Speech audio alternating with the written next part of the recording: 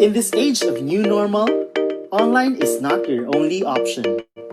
Because new normal means new learning modalities and new learning possibilities. Let Vibal make learning offline possible with Smart Class. Smart Class contains pre-made daily modules sequenced according to DepEd's budgeted teaching and learning calendar. Each module has a specific lesson duration and has day markers to guide parents and teachers in the asynchronous learning of learners. Inside the modules available in Smart Class, you will find the following elements. First, learning competencies are identified in the module openers. Kickstarters are available to test students' prior knowledge on the subject matter. This set of activities, found at the beginning of each lesson, may also serve as motivational activities. Parents of preschool to grade 2 students will also find notes to parents which contain tips and pointers on how they can guide their child while learning at home. Redefine your students' learning experience with the integration of augmented reality technology into images and illustrations available in Smart Class, making learning more interactive and exciting. At the end of each module, Long Quiz is also available to assess students' understanding of the lesson. Smart Class also features Wrap Up, a lesson ender activity that applies the constructivism theory of learning. In Wrap Up, students are expected to summarize the lesson on their own using a graphic organizer. You may also evaluate the quality of your students' learning by letting them practice their learning in real life through GRASP's formatted performance tasks. The content of Smart Class is designed for the entire academic year, and it is available for 5 major subjects. All aligned with DepEd's K-12 curriculum and covers the most essential learning competencies prescribed by DepEd. Secure your own copy of Smart Class before classes open. Contact marketing@vibalgroup.com to know more.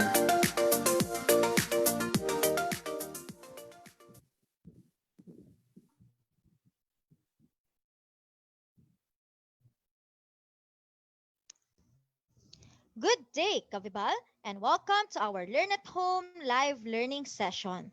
For the discussion today, the topic will be on learning the preliminaries of communication and correspondence. Before we begin, take note of the following reminders. Make sure you are registered to the webinar to have your e-certificate of participation. Visit certificate.vibalgroup.com to generate your proof of attendance. Place your questions on the comment box allotted during the session and they will be addressed by our speaker later on. Share the video using hashtag LearnAs1PH as our official hashtag to our Vibal webinars. Experience learning, Kavibal. And now, to proceed with our webinar this evening, it is my pleasure to introduce to you our distinguished speaker today. Our speaker is a graduate of Bachelor in Secondary Education, major in English at the Philippine Normal University in 2011. He obtained his Master of Arts major in Communication degree at the Ateneo de Manila University. Currently, he is taking his degree of Doctor of Philosophy, major in English Language Studies at the University of Santo Tomas. He has been a teacher for almost a decade and has already taught English, literature, public speaking, and research classes. He also represented the Philippines in various international research conferences about education and communication. He has been delivering CPD training sessions and teacher seminars across the country for more than 3 years. He is also into journalism as he has already experienced handling a number of student publications in various schools and universities including San Beda University and University of Santo Tomas. At present, he is working as a faculty member at the University of Santo Tomas Junior High School, where he teaches communication arts and journalism courses. Ladies and gentlemen, let us all welcome Mr. Joram Kim Corcuera. Alright, thank you, Miss Jillian. Marami pong salamat sa pag-introduce sa akin. So, to our viewers tonight, Welcome to our webinar. Isa pong magandang gabi sa inyong lahat. So now, allow me po to share the PowerPoint presentation that I prepared for our webinar today. All right. So there is no doubt that the coronavirus disease 2019 changed the way we live our lives, thus resulting, of course, with the creation of the new normal. And in this new normal, everyone experiences a lot of adjustments, specifically with the things that we can do whenever we are at home, whenever we attend to our work, whenever we go out, and even many more, right? Indeed, this health crisis does not only pose imminent danger to all of us, but it also forces us to go out of our comfort zone. Indeed, di ba po? Talaga namang, kumbaga, nasubukan talaga tayo, challenging times po talaga. And of course, one of the many things that severely changed with regards to this new normal, of course, is the process of communication. Specifically, how we educators and formators communicate with one another, communicate with our partners in the field of education. Let's say, for example, the students, the parents, our co-teachers, the administrators, and then the like. If before communicating with them is already challenging, then what more in the new normal? This is the focus of our webinar today, how we can effectively communicate with our students, with our co-teachers, with the parents, with our administrators, or in other words, the different members of the educational community. Again, to everyone watching this video, to everyone watching this webinar rather, good evening and welcome to this session entitled Learning the Preliminaries of Communication and Correspondence. All right, so now in your screen, of course, is a familiar face, right? So of course, this is the former president of the United States of America, Barack Obama. And Barack Obama, of course, has been hailed as the greatest, okay, if communicator. Why? It's primarily because of his ability to strike a chord with America, of course, the Americans specifically, that propelled him into the White House for 2 terms as the leader of the free world. Part of what gives Obama the ability to do great things, of course, is his exemplary skills in communicating his ideas to his target audience, be it for the Americans or the non-Americans, right? Aside from Barack Obama, of course, another person that is indeed prominent and eminent when it comes to communication, of course, we have Oprah Winfrey, right? So she's another effective communicator, no doubt. Oprah is known for being efficient in hosting because of her concise words, right? Thoughts. She's always directly to the point. And at times she can be shocking, but of course heart-wrenching as well. She's also known for having the ability to make her point be known by taking real-life situations and turning them into stories as if they had music to them. So in other words, these two personalities, Oprah Winfrey and Barack Obama, of course, Barack Obama is in the field of politics. Oprah Winfrey is in the field of hosting. But regardless, of course, these two were actually known, diba, because of their exemplary skills in communication. Okay? And because of their skills in communication, they were able, of course, to always diba, set standards and be a notch above the rest. Now, the question is, why is it important to develop communication skills, right? Let's say, for example, we don't have plans to be the president of the America. We don't have plans to be an international host. So does it mean that we still need to be able to develop our communication skills? Of course, the answer is a big yes. Not just for us teachers, but also, of course, for the other professionals. This is something that our students also need to understand. In fact, when we talk about communication skills, let's start with this one. Key skills for accountants, of course, you will see there are a lot of skills there. But of course, one of the many things that should be highlighted, okay, would have to be their communication and interpersonal skills.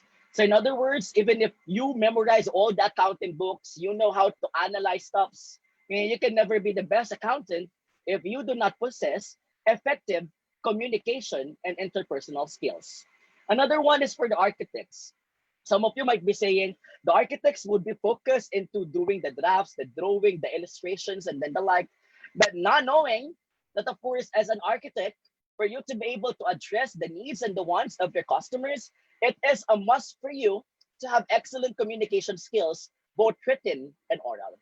Okay? So in other words, it's not enough for you to kumbaga, have the golden hand na talagang magaling ka mag-illustrate, mag-drawing, and then the like, because you need to be excellent when it comes to communication, right? So that's for an architect. What about for a civil engineer, right? Is it important for a civil engineer to be able, of course, to possess communication skills as well? Definitely, okay? So you wouldn't be able to become the next Popoy, di ba? Popoy and Basha architect, no? If you, of course, do not possess excellent communication skills. So in other words, it is still important, right? Next, of course, what about for marketing executives, right? So is it important? Ito siguro medyo obvious kasi marketing eh. Syempre, you're into dealing with other people. Definitely, it's important because you need not only good teamwork skills, but you also need to possess, of course, effective communication skills. What about for programmers, diba? Right now that we're implementing, of course, the new, right now rather, that we are in the new normal, of course, talagang nasa IT yung field na medyo talagang patok ngayon, di ba? Mabigat talaga ngayon. So what about for application programmers? Is it also important? Of course, yes. Okay, so they do not only need to be competent when it comes to programming language. Okay, they also need, of course, to develop their communication skills, especially, of course, for us, right? Teachers. Okay, what about for teachers? Primary, secondary, preschool, college, masters, graduate school. Of course, being able to communicate well to your with the parents, with the students, with the partners in the educational community is of course a must.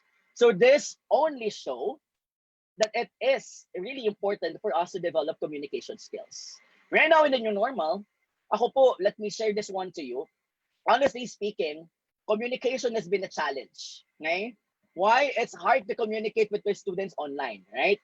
Lalo na pag hindi pa natin talaga sila ganun kakilala. Of course, it's very hard to uh, establish the rapport, the connection to them, right? So that is indeed one of the many challenges that this COVID-19 slash online distance learning slash modular distance learning, of course, is bringing to us, right? But definitely, gaya ng sinabi ko kanina, we hope that during this webinar, we would be able to address this specific needs, hoping, of course, na sana at the end of the webinar, may matutunan tayo para at least ma-address natin yung mga pangangailangan natin. But let us start first with the basic, okay? What is communication, right? Communication, of course, is the act of imparting and informing, especially news, okay? For us teachers, communication takes place whenever we talk to our students to help them acquire specific knowledge, develop their skills, okay, and the like. Communication also refers to the science and practice of transmitting and passing information. Right now, this is very important. Di ba po? We need to be aware with regards to the many developments here with sa COVID na to. There are a lot of rules and regulations that have changed, and we need to know these things para at least hindi natin ma-violate. And of course, para makatulong din tayo sa pag-eradicate o hopefully pagtapos nitong COVID-19, right? But the question is this communication connected to education, right? Connected ba talaga siya? Gaya ng sinabi ko kanina, of course, the answer is a big yes. Especially for us teachers. Why? Because we teachers are constantly imparting new knowledge and transmitting information.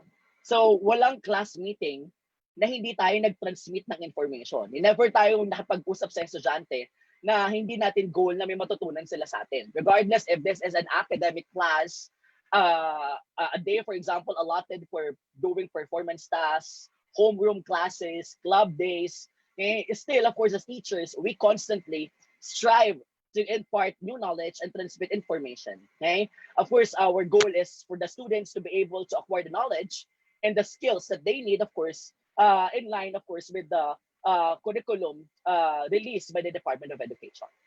However, right now, of course, it's already 2020. Okay? So, ako medyo iwan muna natin saglit na konti yung COVID-19. Okay? Because 2020, it started without COVID-19. Okay? Hindi ko makakalimutan to. Syempre, wala naman nakakalimot sa atin ito. Especially na ako, I was with my students in Tuguegarao when the quarantine was declared. Kumbaga, we were attending the National Schools Press Conference. So talagang memorable talaga siya because we had to go home early. Kailangan din namin pwede siputin yung flights namin kasi pag inantay namin yung flight namin, may iwan kami sa Tuguegarao. Right? So, going back, so it's already 2020. And since it's already 2020, regardless if there's COVID or not, the way information is being transferred already changed. Okay? Siguro ngayon, mas talagang nakikita lang natin because we're forced to do it, right, this way. But even before the pandemic, these specific changes in education, okay, are already spreading like a wildfire. In fact, according to a study conducted by Hootsuite in 2020, ito January 2020 yung result, sabi dito, population would have to be 7.75 billion. And out of this 7.75 billion, 5.19 billion are actually unique mobile phone users. 4.54 billion are internet users. And right now, last January, we have 3.80 billion active social media users. Mind you, this was before the pandemic. What more ngayon? Right? That nauso ang work from home, na yun, nag-online class tayo. So definitely, baka na-doble, di ba, ito, or baka naman sobrang laki ng tinaas lalo ng data na to, right?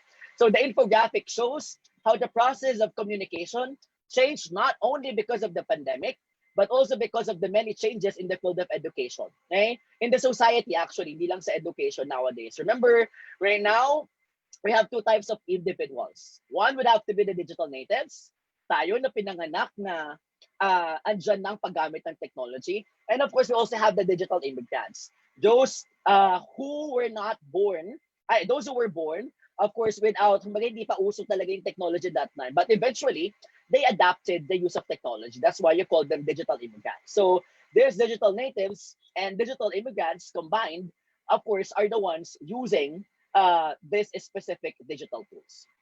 Remember, in the field of education, technology can be a life changer, a game changer specifically, for kids who are both in school and out of school. So it can either make or break us. If we use it the right way, then definitely we would be able to use it, kumbaga utilize it para at least mas ma-improve pa natin yung instruction natin, right? Because it's also the use of technology also fits the learning preferences of the students. But if we're going to use it the wrong way, it might be frustrating for the students. And if it would be frustrating for the students, then definitely learning would not take place. Okay, so maybe somehow, pero definitely not the best way. Okay, remember in your screen, okay, you will see an image summarizing the status of education in our country. Right. So of course we have the books there representing the traditional education, and of course the laptops, okay, or the technology representing the modern education. In other words, of course, this is 21st century education. Okay, this academic year, we're seeing a combination of both worlds. Some schools, some educational institutions are maximizing the use of books, right? Modules specifically. Nag-implement sila ng online modular distance learning.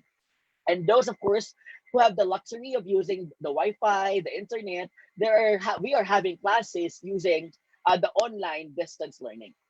Of course, both things definitely, okay, would lead to an effective implementation of 21st century education. However, along with these changes, we have to understand that the way we talk to our students also changed. Okay? It's primarily because our students are different from who we are before. Di ba dati kapag nakikipag-usap tayo sa bata, kapag walang face-to-face, isa lang ang paraan natin dyan. Kapag walang face-to-face, mag-send tayo ng letters, right? So pinapamail pa natin yan, di ba? Ngayon, right now that we cannot go out, right now that of course we're forced to talk to them, especially if it's immediate concern, we're going to use social media. But it's for formal concern, let's say for example, something na talagang mahalaga, we're going to use email, right? And email, of course, is a way of what we call correspondence. And this has been kumbaga part of the new normal. Dati, pag tinanong mo ang parents, may email po kayo? Parang, ay, wala akong email, hindi ako gumagamit na. Medyo acceptable. But right now, of course, we highly encourage the parents to have their own emails already. Why? Because how are we going to talk to them if we cannot, of course, contact them using digital devices? Okay? So in other words, the way we talk to our students, the way we talk to the parents, to the partner communities, di ba, pag magbibigay tayo ng memo and then the like, definitely, of course, we have to do it through email para mas formal, di ba po? So in other words, the way we communicate with our partners in the field of education already exchange. Okay? So, but right now, let me focus on correspondence writing. Okay? Because both emails, of course, and letters are examples of correspondence writing. Okay? So, we talk about correspondence writing. It refers to any written or digital communication exchanged by two or more parties. It may come in the form of letters, emails, text messages, voicemails, notes, or postcards. Diba, ito na yung ginagawa natin ngayon eh. Kadalasan nga, I saw some posts online sa Facebook, parang maraming school nagpo-post ng class list sa social media, di ba? Although, of course, the teachers must be aware also of the danger that these things can actually post to the students. Kasi di ba meron po tayong tinatawag na Data Privacy Act. So posting these things online, of course, might lead to kumbaga, unexpected circumstances. Kaya sana, we would also protect, of course, the identity of our students, which, of course, could be done if you're using the email and then the like. But I do understand, syempre, mahirap talaga, we're on the adjustment process. But hopefully, sooner or later, we will be able to find the right combination para, of course, establish natin yung tamang pakikipag-usap, hindi lang sa mga estudyante natin, kundi pati sa mga partners natin sa education. Okay? So, when we talk about correspondence writing, okay, it is an essential activity of business, academic, or industrial entities rather. So, it aims to inform and to persuade the readers. So, when we talk about correspondence writing, simple lang po yan. Di ba? Dati, nagkaroon din tayo ng malaking transition ngayon. Di ba po? Dati, of course, we use kumbaga talagang pen and paper, ipiniprint pa natin, i-mini-mail, and then the like. Of course, right now, we still do that. Di ba?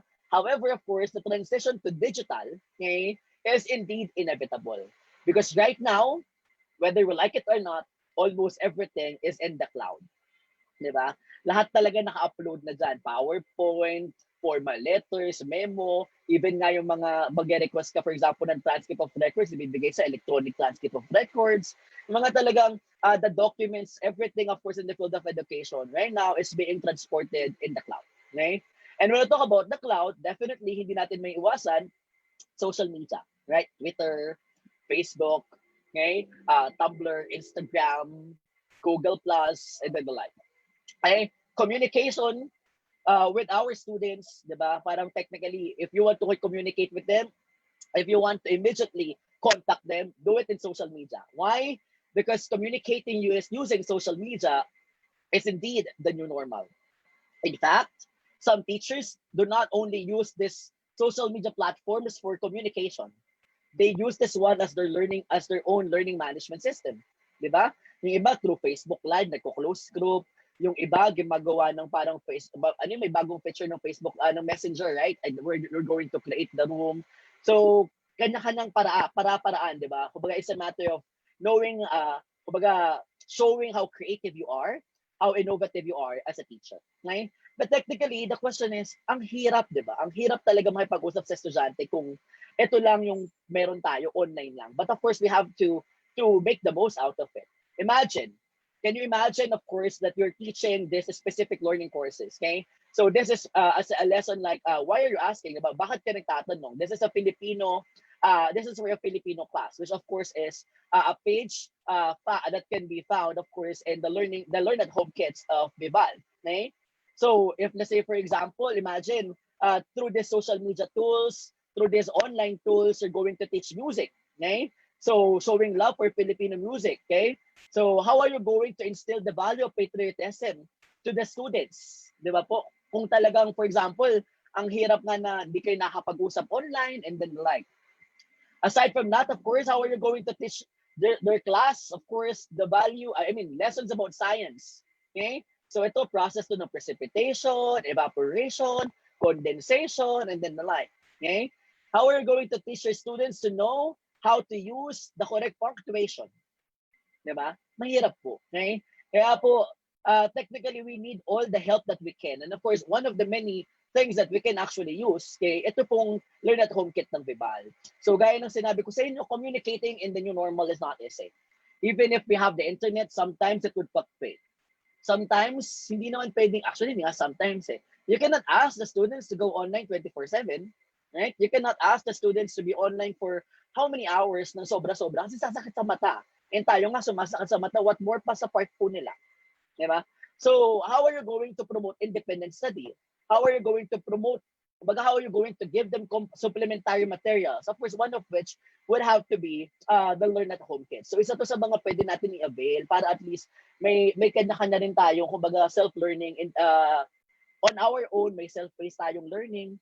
Because don't worry, because the competencies for this learn at home kits, of course, are also based on the DepEd competencies. Meaning to say, kung ano po yung tinuturo ni teacher sa school, ito rin po yung laman ng learn at home kits. So the students on their own, together with their parents, of course, with assistance of their parents, can also learn these things. Okay? So isa po yan sa pwede nating gamitin para at least mas mapadali yung pakikipag-usap sa mga estudyante natin in the new normal. Alright?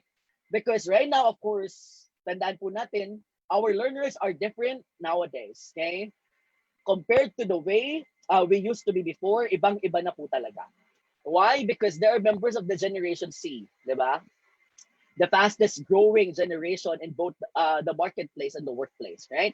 So their demands, okay, are different from our demands before.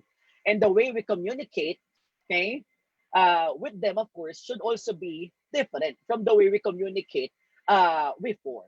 Bakit po? Kasi syempre, we have to understand that bukod sa pandemic, this set of learners have different set of learning preferences. And of course, we can highlight that these learners are members of the Generation Z who have the innate skills of using technology. So, yung way po natin pag-usap natin sa kanila ngayon, online or for example, kaya ngayon, Zoom webinar, di ba? Some of us, siguro nahihirapan pa, but then sa age po nila, they can easily access these things because they are members of the Generation Z. Right? So now, when we talk about human communication, ano nga po ba yung human communication? Kasi for us to know how to interact with these people, with the members of the Generation Z, we have to understand first, what is human communication? Okay? So human communication, it is a purposeful interaction between at least two persons, principally through the use of verbal and non-verbal symbols. Okay?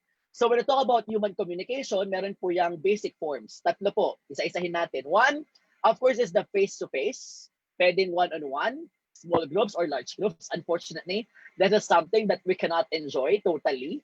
Kasi nga, di ba, alam naman po natin that we cannot go out. It's too dangerous. It's too risky outside.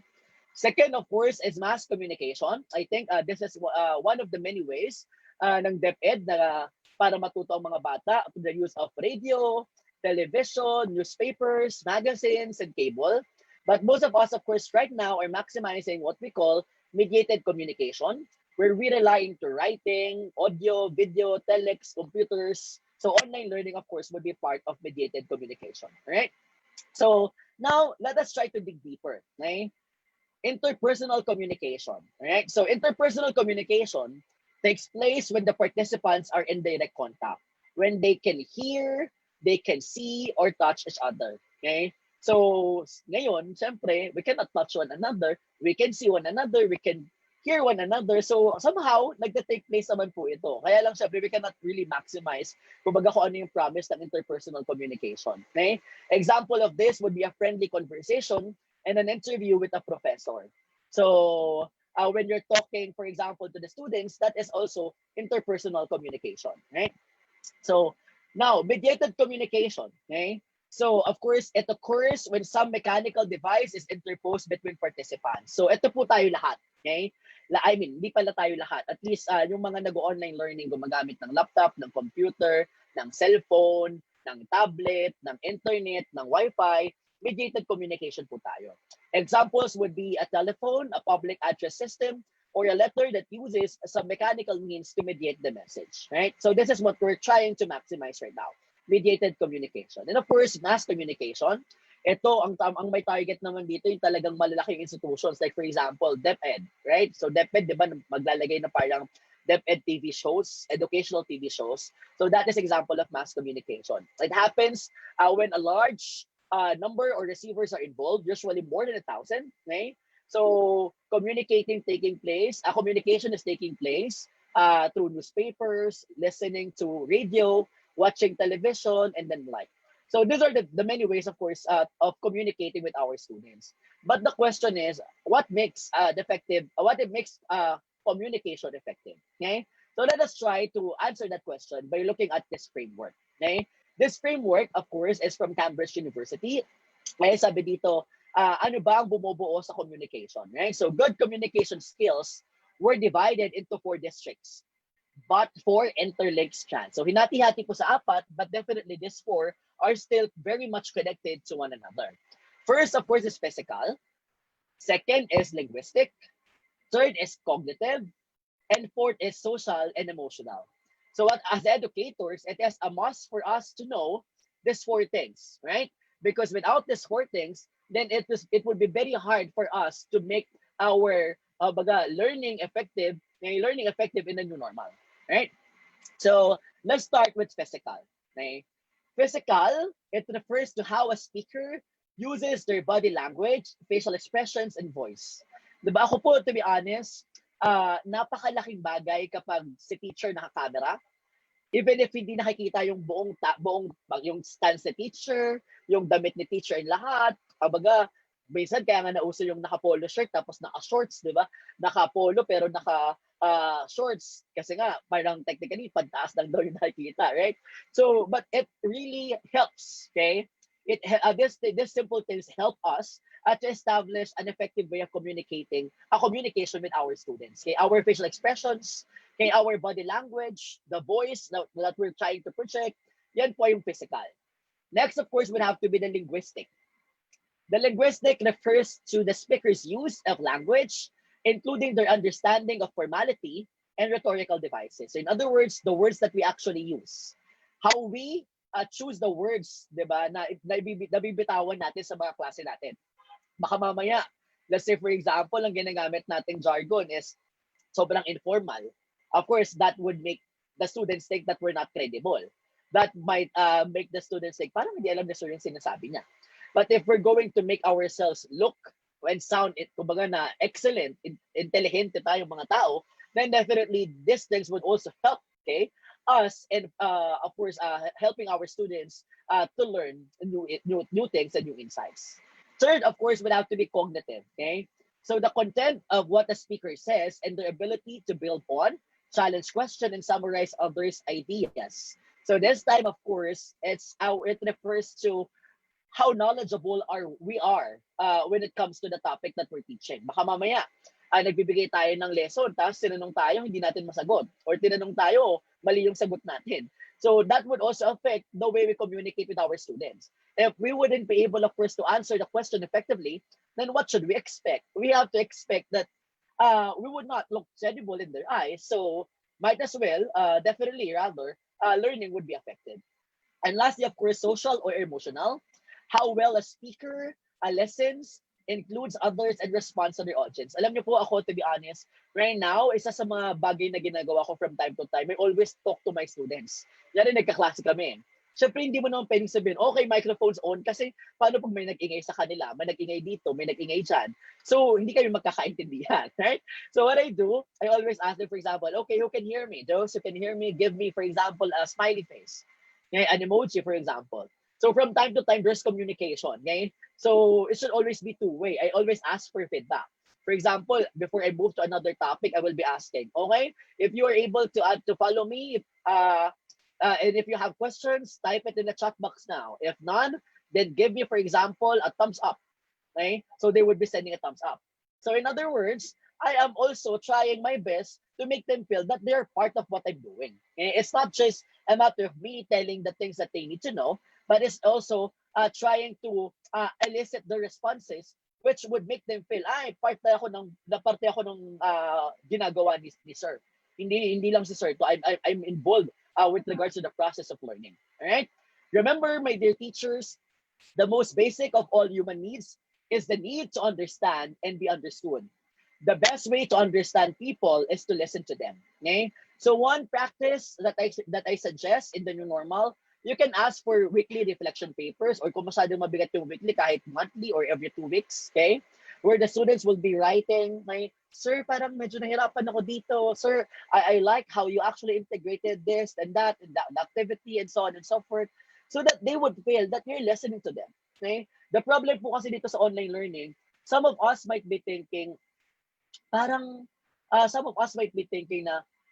it's always the teacher calling the shots. But that should never be the case, right?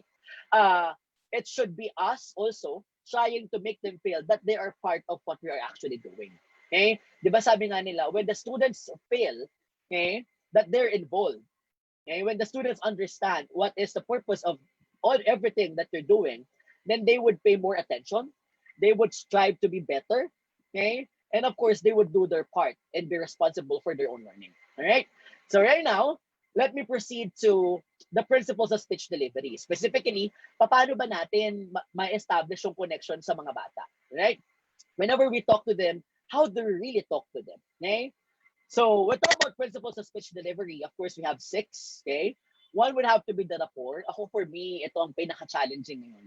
More than anything else, siguro sa part ko, sabihin natin na mahirap magturo online, but through the help of various educational tools online, ang daming interactive PowerPoints, ang daming educational applications that you can use to sustain their attention, to make them learn, andun yon. But the rapport, ito siguro medyo mas mahirap pa. Okay? So, second, of course, voice modulation. Ay hindi pwedeng, for example, online, very formal ka na parang feeling ng estudyante, hindi ka na pwedeng makausap, di ba? Sabi nga nila, the teachers online should be using the same way of talking in face-to-face. So, kung paano tayo salita ng face-to-face, dapat ganun din tayo magsalita sa kanila online. If talagang, for example, sa face-to-face, very energetic tayo, dapat the energy will likewise be the same online. Number 3, of course, is articulation. Okay? How you utter things. Number 4, stage presence. Number 5, facial expressions. Okay? And of course, gestures and movements. So let's try to dig deeper as we try to analyze, okay, and understand each concept. Let's start with the rapport. Okay? The rapport, of course, refers to the speaker's connection with the audience. It is characterized by harmony, conformity, accord, or affinity. So ito nga po yung sinasabi ko. It's hard to talk with someone na hindi mo talaga kilala pa.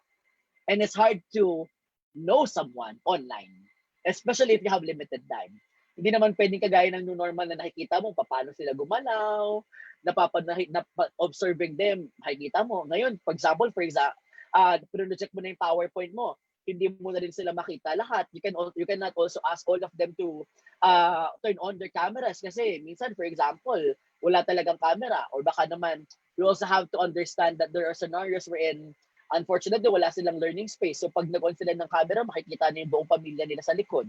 Diba? So we have to respect also privacy. We also have to extend our understanding with regards to the different situations that our students may be experiencing. Kaya talagang challenge ito. Right?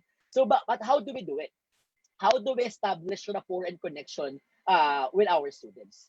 One, ito po, napakahalaga. Take time to greet and make them feel that you're glad speaking in front of them. Start the class with good vibes. So tell them, okay, good morning. It's nice to see you. Even if we're not, of course, in a brick and mortar setup, it's really nice to see all of you, to hear your beautiful voices online. Okay? It makes me miss my students. For example, pag naririnig ko yung boses ng mga estudyante, for example, naririnig ko sila, mas nami-miss ko yung feeling ng nasa loob ng classroom, eh, 'di ba? So, dapat the students would also feel na kapag harap mo sila, masaya ka. Okay? You're happy that you're actually in front of them. Okay? Although I know it's hard. Mahirap na mag-prepare online. So, minsan pag mag-online, pagod ka na. But of course, remember, teachers are the best actors and actresses. We have to make them feel that we're really happy seeing them even virtually. Okay? Second, compliment on their effort, attention, cooperation, and appearance. Okay?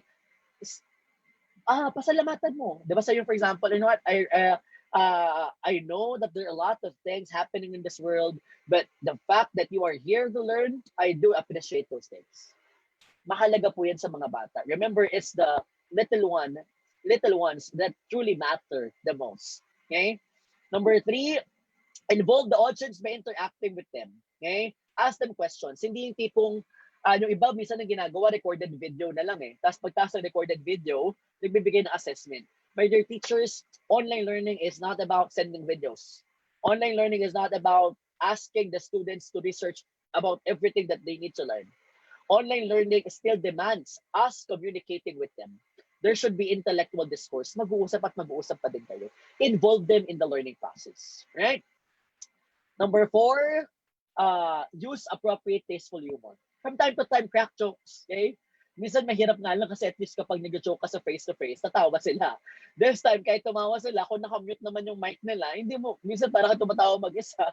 But of course, it's something na the students would appreciate. If they know that you're enjoying, they would also enjoy the class. But if they know, they would feel that you're not enjoying, then they would likewise feel the same thing. Mahirapan talaga tayo mag-establish ng rapport nun. Next, of course, always be polite to them. Hindi yung tipong, for example, okay, eto uso tong meme ngayon eh, na nabibis mode daw ang mga teachers kapag ayaw mag-on ng microphone at ayaw mag-on ng camera ng mga bata. Diba? Again, ako to be honest, nabibwisit din ako. But then, at the end of the day, I'm thinking, okay, there are a lot of things happening in the world right now. The students may be facing unforeseen circumstances. So I have to be patient and I have to be understanding. Okay? So we have to be polite. Okay? Next, of course, take time to greet and make them feel that you're glad in front of them, just like what I mentioned earlier. Compliment on their effort, attention, cooperation, and appearance. Meron nga dito, parang sabi talaga, eye contact. Kaya lang, ang hirap naman mag-eye contact. Ako nga, this is something that I actually practice. Right now, for example, I'm looking at the camera. But at times, if I would be looking at the PowerPoint, syempre from time to time, I would be looking at the camera. Minsan nalilito ko, nakatingin ako hindi sa camera, nakatingin ako dun sa projected image ko. Diba? So, these are some of the things, of course, that we hope to learn as soon as possible. Sooner or later, definitely, pinapractice naman natin sa araw-araw. Second, of course, is voice modulation. Mahalagang-mahalaga po ito, okay? It means to change the voice, our sound of the voice, by making it higher and lower. Lalong-lalo na po ngayon. Alam niyo po, mas maraming inaantok sa online learning kapag hindi napapakinabangan ang technology. I told you there are a lot of interactive PowerPoints. You can have gamification every day, diba? If that would help you. Okay, so of course, your voice also would help. How you project your voice. If you would be monotonous, then most probably the students would not learn. Okay, it means to adjust so that it exists in a balance or proper amount. And of course, always remember that no one likes to listen to high-pitched, shrill, or squeaky voice. Huwag din tayong sisigaw po Diba? Baka mamaya matakot yung mga bata, naka-headset, so sisigaw tayo. So of course, knowing at least how to play with the tone of our voice would be helpful, of course, for us to establish rapport. Number 3, of course, is stage presence. Some of us might be saying, sir, hindi naman tayo face-to-face. May stage presence pa rin po ba? Yes, meron pa din po, syempre. It refers to the ability to command an audience with an impressive style or manner. How do you establish it? 1, grooming. Baka mamaya pumasok ko, hindi ka naliligo. Tapos, sabi na, nakasando ka pa, naka-t-shirt ka. Definitely, the student would not be thinking, ay, parang joke time naman to si teacher, di ba? But if you would come, for example, kung babae ka, naka-makeup ka, naka-dress ka, kumbaga, your looks really, kumbaga talaga impressive, ay, magtuturo talaga to si ma'am. That helps, okay? That helps, okay? Mahalagang-mahalaga po talaga yung, of course, in establishing the stage presence. Some of us might think, ay, dagdag gastos lang yan. But no, okay? This is our job. This is part of our profession. So you have to exert time for that, okay? Next, of course, another tip, you should sound good. Ako po, ang headphones po natin is an investment. It's not something that you would just want to have. It's something that you need for online classes. Lalo na po may noise cancellation, mahalaga yan kasi baka mamaya may aso na palang sumisigaw din sa tabi nyo, ay tumatahol sa tabi nyo.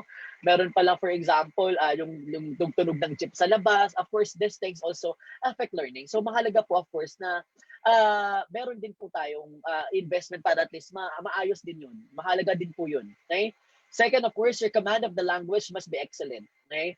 So, especially now, right now, because let's say, for example, you have 40 students in one class. Believe me, this time you're not having 40 students in one class. You have maybe 400. Why? Dahil po kasama si mami, si daddy, si ate, si kuya, si bunso. Lahat po yan nanonood. Diba? Karamihan dyan nanonood sa habang nagkaklase ka. So in other words, you have more students. So the more that you have to ensure that your command of the language is indeed excellent. Third, of course, have an extensive knowledge about the topic in order for you to sound credible. Prepare. Prepare. Sometimes, if it's, for example, you think kailangan mag-dry run, go ahead, dry run ka.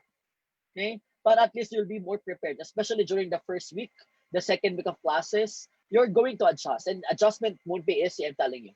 So these are the many things, of course, that you have to address, right? Next, of course, number 4 is facial expression, which is indeed a challenge in the new normal. Mahirap, no? Ang hirap po talaga niyan, di ba? But then again, sabi ko nga sa inyo, yeah, there's a will, there's a way, right? So this is a gesture executed using the facial muscles. Remember, your face reveals a lot about you. What you think, how you feel, okay?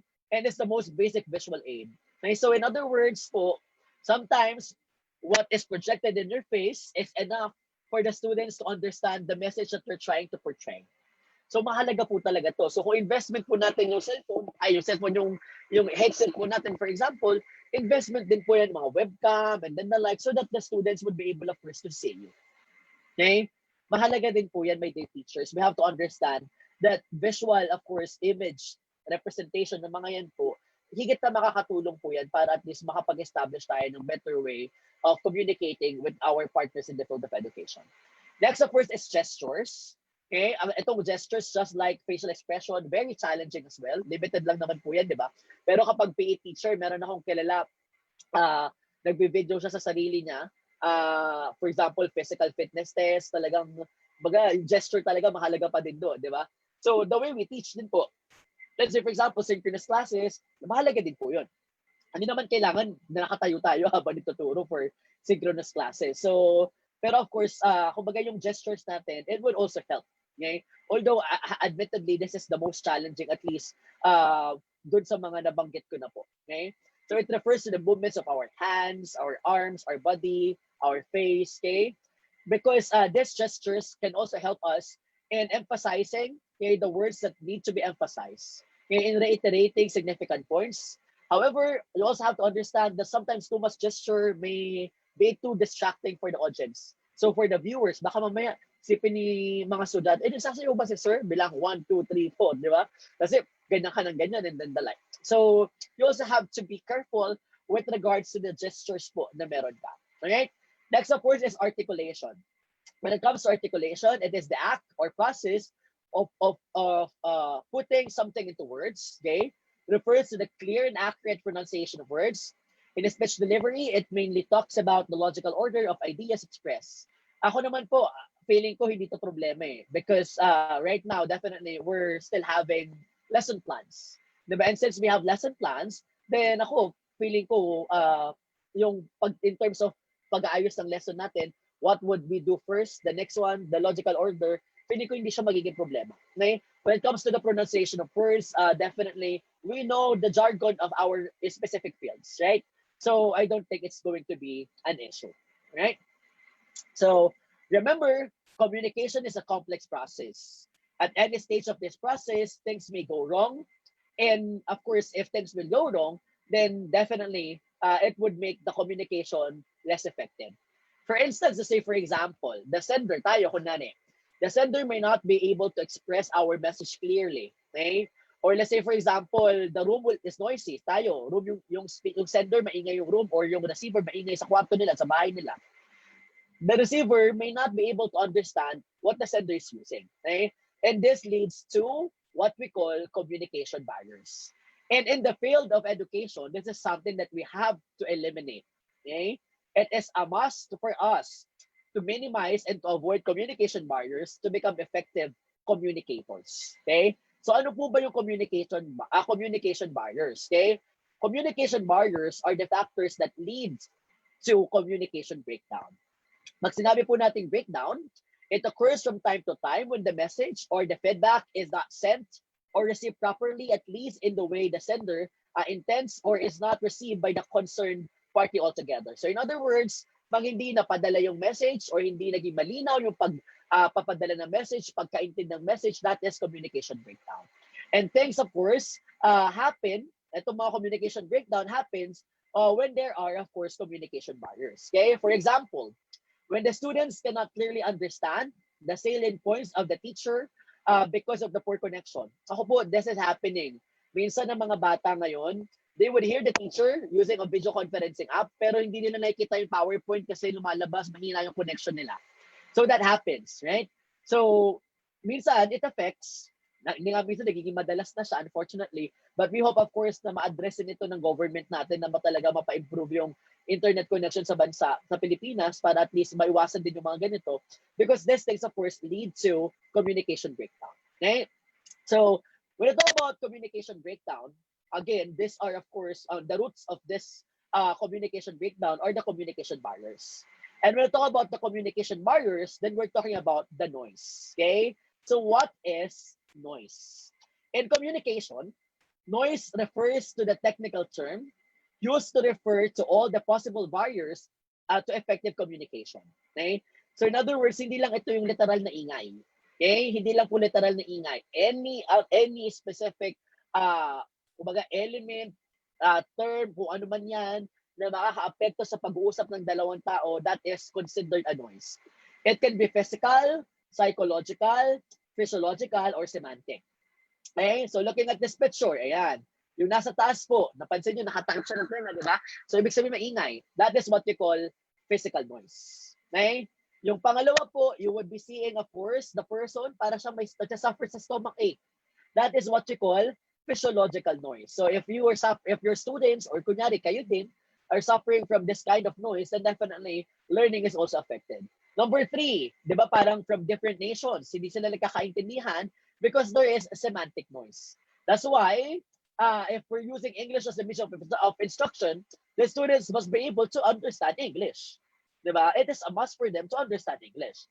And lastly, for example, napansin niyo yung fourth picture, masakit ang ulo niya. Di ba? So that is what we call psychological noise. So these different forms of noise, okay, truly affect the learning process. All right. So again, let's just try to dig deeper. When we talk about physical noise, again, it comes from the environment, okay? The extraneous noise, okay? The unbearable weather. Minsan pag umuulan, di ba, sobrang lakas ng ulan, yung kulog. So physical noise. Ito, sabi ko nga po sa inyo, kung gusto natin maiwasan ito, yung mga noise cancellation applications, tapos headset na ganun, it would be of course advisable to get those things, right? Para at least mas maging maganda yung communication, the way of communicating mo sa mga bata. What about psychological noise? Psychological noise, it refers to the emotional state, mental state, and psychological makeup of a person. Okay? So sometimes, for example, minsan parang sobrang sakit ang ulo mo. Bakit? Kasi, let's say for example, hindi ka na natutulog dahil paranoid ka. Okay? So paranoid ka, depressed ka, natatakot ka sa pwedeng mangyari. This is psychological. So that is also a problem. Okay? So students who are depressed, syempre, we have to expect na talagang they would not be able to learn the best way kasi nga they cannot give the full attention. Okay? Pag let's say for example, andun yung they're suffering from a specific problem, okay? Of course, it also affects them. Okay? Next, of course, is physiological noise. Ito naman, physiological noise, dito naman po, of course, yung bodily conditions. Kunyari, masakit ang ulo mo dahil hindi ka pa nakakakain. Okay? So, hunger, stomach ache, let's say, for example, masakit ang tiyan mo, masakit ang ngipin mo. This is, of course, physiological noise. Okay? So, and lastly, of course, semantic noise that takes place. It refers to anything related to the meaning of words that distorts or masks a message and confuses the listener. So, for example, speakers use a foreign language, limited vocabulary of the listener, okay, or of the speaker. So, ito naman po yung tinatawag natin na semantic noise. Alright? So, that is why napakahalaga po, my dear teachers, na you're using the same, of course, language. Alright? Now, allow me to give you some of the tips, okay, that we would be able to apply, of course, for effective online learning, right? Number 1, before you speak, know the language of your audience, okay? Although ako, sabi ko nga, if we have the MOI, of course, you have to stick with that, okay? Okay, so that is a do. Okay, isa po yan sa mga bagay na hindi po natin pwedeng kalimutan. Next, of course, okay, we have to choose a venue that is free from noise coming from the environment. When we are having synchronous classes, we're organizing a talk, a seminar, and the like. Okay? So it is very helpful for us to find our own working area. Mahalaga po yan.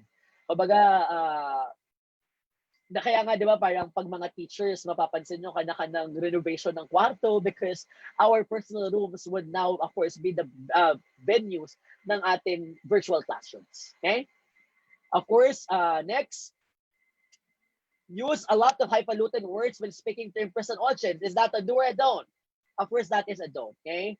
Some of us might be thinking if we're using highfalutin words, the student would think, ay, ang galing ni sir mag-English. Ay, ang lalim ng mga vocabulary ni sir. But remember, teaching is not all about making the students impressed with your vocabulary. Teaching is about sending the message clearly to the students. How would they understand your message if they don't even understand the words that you're actually using? Diba? So mahalaga po malaman po natin yun. Okay? And next, of course, before attending to a speaking engagement, you must put something healthy in your stomach. Hindi yung tipong magkaklase tayo ng gutom. Mahalaga po yan because the students would feel that. Okay? Ganun din sa mga bata. Kaya nga, di ba, meron tayong class schedule. Of course, we have to advise them, oh, pag ganitong oras, kailangan kumain na kayo. O pag ganitong oras, kailangan ako kakain na. Kasi pag nagkaklase ka, tas gutom ka, syempre, minsan yung attention mo hindi full attention. Limited na nga po yung time nyo, then you cannot focus, then definitely that would affect learning. Right? Next, of course, free yourself from distractions to be able to focus in listening to a speaker. Ako lagi kong sinasabi sa mga estudyante ko, kung ito ang study area nyo, itabi nyo lahat ng hindi nyo kailangan. Kasi kung ano yung nandyan, at yan yung nakikita mo, at kapag, for example, medyo nababagot ka na, medyo nabobore ka na, gagamit, ako na, lalaruin mo yan, and it would take your attention, so that would, of course, distract you. So it's not going to help you. So yung mga bagay po na yun, dapat po nating tandaan. Of course, if we want to become the best teachers for our students, then yung mga simpleng bagay po na yun, dapat hindi po natin nakakalimutan. Alright? So, now the question is, how do we overcome these communication barriers? Again, gaya ng mga binigay ko po kanina, konting recap lang po tayo. One, we make sure that the room is quiet and well lit. Okay? Kaya di ba po nauso rin sa teachers yung mga ring light. Di ba? Second, we have to speak slowly and clearly. Okay? And if possible, we can record the session. So let's say, for example, there are some parts of the lesson which the students missed kasi nagkaroon ng internet connection problem. The students can go back to the recording and watch it. Okay? And of course, use words that the students are able to understand, just like what I mentioned to you earlier. Right? So again, how do we overcome these communication barriers? Let us not forget that communication is always two-way. Okay? So in other words, if it's two-way, it's not just a matter of us sending the message up to the students, but it's also us not forgetting to elicit responses from them. Okay? Remember, my dear teachers, the most important way to overcome the communication barriers and to avoid communication breakdown is by getting regular feedback from the receivers or from the students. Okay? We have to ask ourselves, are these students really understanding what we are trying to put across? Naiintindihan ba talaga nila? Because if we're not going to get responses from them, then definitely we cannot call that an effective way of communication. All right? Remember, my dear teachers, the world without communication, no doubt, would be chaotic. It's unimaginable. So it's something that we must truly avoid. Di ba po? So right now that the world is facing a pandemic, we have no choice but of course to adjust. Pero ako, gaya na lagi kong sinasabi sa lahat na naging webinars ko, I know that teachers are very creative. I know that teachers are very innovative. Maparaan tayong lahat. Definitely, communication in the new normal is a bit challenging. But I know that our passion for teaching is more than that. So hindi po ako magugulat that we would be able, of course, to surpass this problem yung baga on a high note. Alright, so that ends our webinar today. I hope you were able to understand new concepts po. Sana may natutunan tayong bago at sana nakakuha tayo ng tips kung paano natin makakapag-establish ng rapport sa mga kabataan in the new normal. Thank you po for watching. Right now, of course, I will entertain some questions po. Thank you very much, Sir Joram. Now we will proceed to the question and answer portion. Our first question is from Alicia Orque. How can students develop effective communication skills now that we are on distance learning? Okay, one, of course, thank you for that question. We have to understand that even if we have, for example po, di ba, ngayon distance learning tayo, but that doesn't mean that the students wouldn't be allowed to communicate. Ako po, I always give opportunities for my students to speak. Yung oral skills mo, hindi ko tinatanggal. So in other words, we'll still be asking them to deliver speeches. They would still be doing group activities because these are the ways for them to be able, of course, to master, to improve their skills of communication. So hindi po ibig sabihin na online learning na, tatanggalin na natin yung karapatan ng mga estudyante na ma-practice yung, of course, yung skills nila sa communication. Of course, we still have to design activities where they can actually apply what they are learning, improve their skills in communication. Thank you very much, sir. Our next question is from Esperanza Magno. How can we build interaction with our students online? How can we build interaction with our students on? That's a very interesting question. Actually, yun din ang tanong ko. Diba? Hindi, pero ako po, to be honest right now, I'm really trying my best to maximize the use of technology. Like say, for example, okay, if, let's say, for example, may question ako, since the LMS that we're using, may raise hand button yon. So, para kami nasa normal class, magtataas sila ng kamay doon, raise hand, and then I would be calling them, at saka sila sasagot. Also, gaya ng sinabi ko kanina, I use emojis as a way of getting the responses. There are also times wherein I ask all of them to respond. Like for example, kanina I had a wheel, I played the wheel, and for example, tumapat yun sa isang category. All of them are required to answer a specific a statement with regards to the question na nakapulat dun sa wheel. So in other words, I still give them avenues po talaga to communicate not only with me, but also to share their ideas din po sa mga klase po nila. So, yung interaction, sabi ko nga po, pag inisip natin na it's one-way process, na si teacher lang magsasalita, wala po talaga mangyayari. We have to create activities where the students would be more involved, where the students can participate both in oral and written. Thank you very much, sir. That's all the questions we have for now. Any last reminders to our viewers for today po? Last reminder, sige po. Although of course right now we're clearly in the midst of a tragedy that touches every corner of the planet, okay? We have to be reminded that this time can still be a learning opportunity for us. Di ba po? Let us show our students that this pandemic, that this health crisis, it will never be able to stop what they'd actually deserve, which is of course the best education. So let us help them and let us try our best to